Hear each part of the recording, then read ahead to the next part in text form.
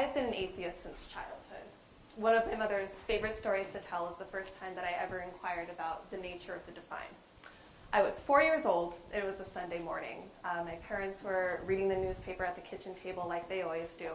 And I came up to them in my pink polka dotted pajamas and I asked them, point blank, what is a soul? And after getting over the initial shock of a 4-year-old asking what a soul is, my mom, who was raised a strict Catholic, started to go into explaining how we have this eternal, spiritual, magical part to ourselves that continues on living long after we're gone. And how this thing is there, even though we are unable to see it or perceive it or even prove it. And after explaining this complex theological concept to me for about 10 minutes, my mother stopped and she asked if I had any questions. And I paused and I furrowed my brow and I said, oh, I thought it was the bottom of your shoe.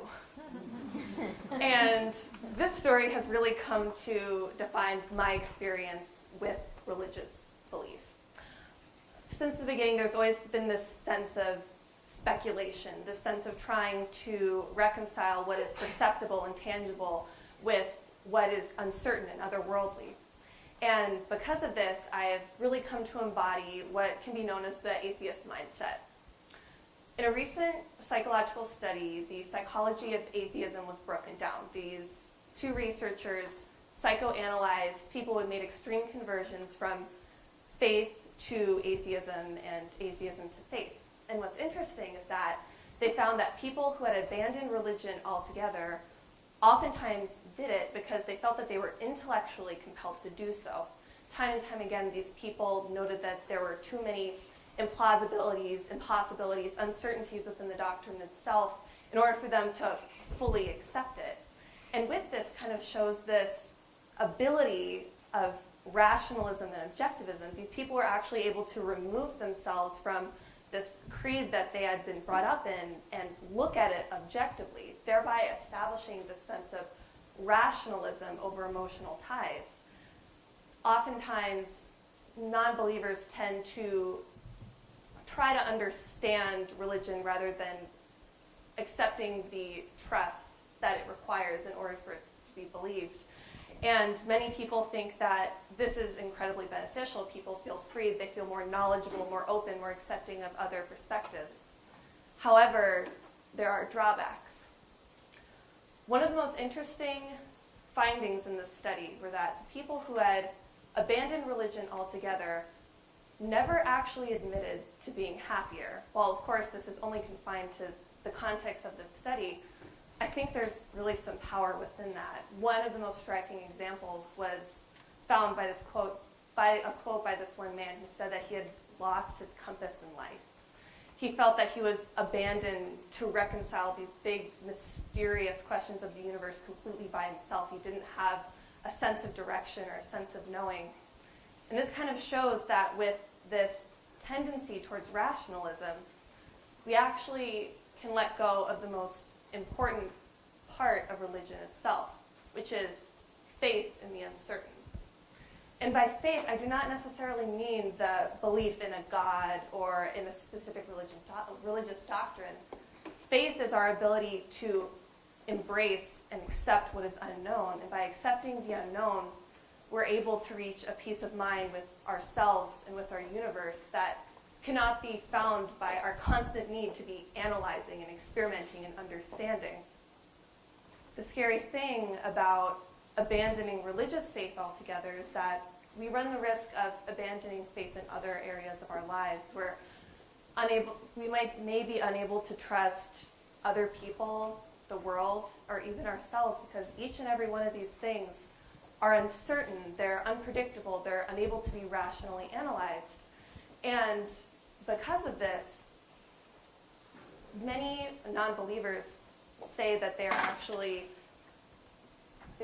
have some kind of void that is unable to be filled by their reason alone. And this was the mindset that I came to embody the summer of my 17th year, when I found an answer to a question that I didn't even know that I had. But this time I was a really, really hardcore atheist. I was fighting religion at any chance that I got. And But in that summer, I found myself at the Vatican on this school-wide trip through Europe that I was participating in. And this visit to the Vatican started off as any kind of typical tour to go. We had the tour guide with her silly little flag walking us through the gardens and the grounds, telling us about this esoteric history of Roman thought and Catholicism. And I found what she had to say to be incredibly boring, so I went off and I wandered the grounds trying to find something else that would pique my interest. And after wandering around for about 10 minutes, I found myself at the doorway of a silent prayer room.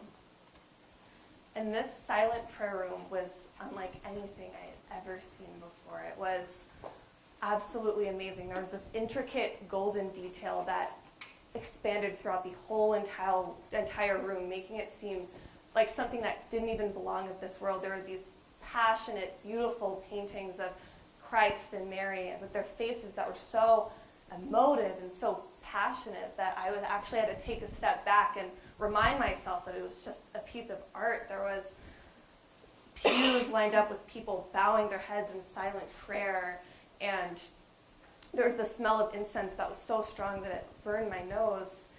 And coming into this new environment, I was inspired to join the effort. I decided to go into this prayer room, kneel down, and start to pray. I kneeled down next to this nun who was very, very deep in what she was saying. And I remember thinking, oh my gosh, this is so weird. This is so silly. I don't even know what I was doing. Prayer was such a completely foreign concept to me. But nonetheless, I did it. I kneeled down, I bowed my head, and I began to pray. And with this, surrounded by this beautiful, awesome environment, I was actually able to feel my atheism leave me. I felt myself leave all rational hang-ups and hesitations and open myself up to this feeling of complete faith.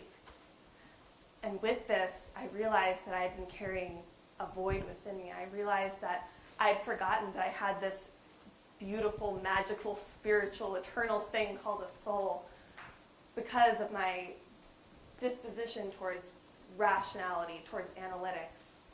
And with this experience, I really came to value the beauty of the non-rational in our everyday lives. The experience that I underwent would have been stripped of all of its beauty and wonder if rationally analyzed. There was the art of the room, there was the silence of the people, there was the smell of the incense, all of these things that could be felt but that could not be necessarily understood or analyzed.